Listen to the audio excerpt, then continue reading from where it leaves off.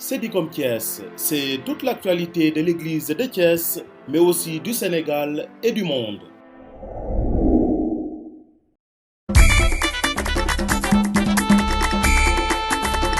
Bonjour Sedicom, bonjour à tous ceux qui nous suivent à travers le service diocésain de la communication.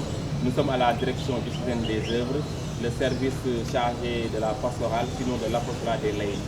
Nous nous préparons comme tous les autres diocèses du Sénégal à accompagner les pèlerins, les jeunes qui vont quitter nos diocèses respectifs. Thiès est un point de départ, on va dire un foyer, où nous espérons accueillir cette année plus de 1800 jeunes dûment inscrits, sans compter les membres du comité d'organisation. Nous sommes très heureux de voir que les jeunes sont très intéressés par la marche pèlerinage qui est la leur. Non seulement cela, mais ils ont pris une part active, si bien que nous les voyons venir nombreux participer au comité d'organisation à côté de la direction des œuvres, du directeur et de son staff, et des commissions qui sont mises sur pied pour l'organisation pratique de cette 130e édition du pèlerinage national à Popenguine. La marche des jeunes de Thiès va se dérouler comme suit. À partir du samedi 4 juin à 16h, les jeunes sont accueillis dans la cour de la cathédrale Sainte-Anne, puis dirigés soit au centre Abbé Jean-Baptiste pour les garçons qui vont y passer la nuit, soit à l'école Sainte-Anne pour les filles qui vont y passer la nuit. Une fois que les jeunes se sont installés, ont déposé leurs bagages et ont pris le temps de se reposer un peu, ils viennent à la cathédrale à partir de 20h précises pour la messe d'envoi que va présider un jeune prêtre, je veux nommer l'abbé Jules Benoît Ndon, vicaire à la paroisse Jésus Bon Pasteur.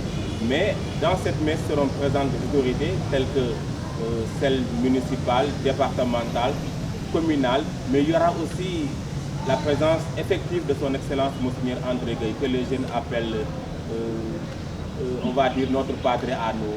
Et à partir de 23h30, c'est le couvre-feu. Il faudra que les jeunes pensent se coucher avant minuit pour être en forme, parce qu'à partir de 4h du matin, ils vont se lever, se préparer à prendre le petit déjeuner et recevoir la bénédiction pour le départ de la marche.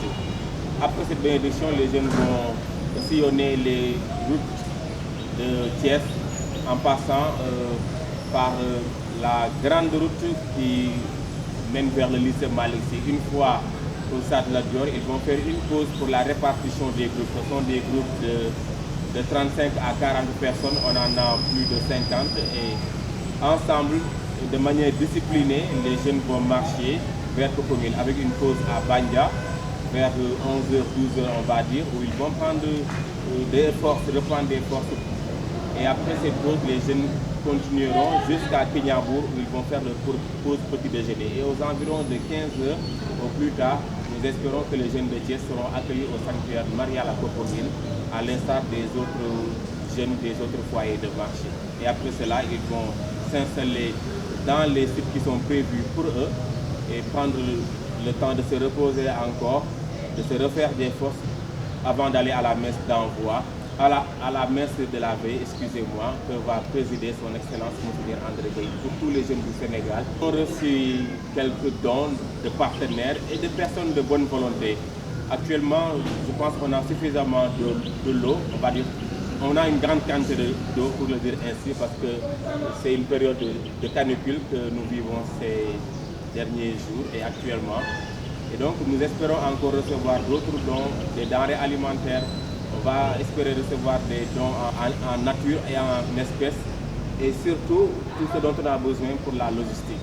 Le message que nous voulons lancer cette année, c'est un message que les évêques eux-mêmes veulent lancer à travers le thème suivant qui est celui de la 130e édition du pèlerinage marial à Popenguine, l'amour familial, vocation et chemin de sainteté. Nous pensons que lorsque nous insistons à la base, c'est-à-dire à la famille, qui est la première cellule de la société, la famille qui est l'église domestique, nous avons de fortes chances de poser des fondements d'une éducation chrétienne sur les fondements d'une éducation civique, sur une éducation à la citoyenneté sûre.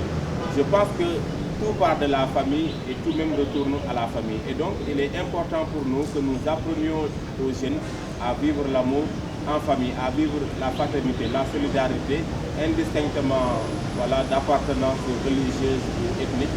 Parce que nous sommes tous des citoyens et le Sénégal, c'est vraiment Un pays qui est connu pour ça, pour ses valeurs. Je vous remercie. Sedicom Thiès, c'est toute l'actualité de l'église de Thiès, mais aussi du Sénégal et du monde.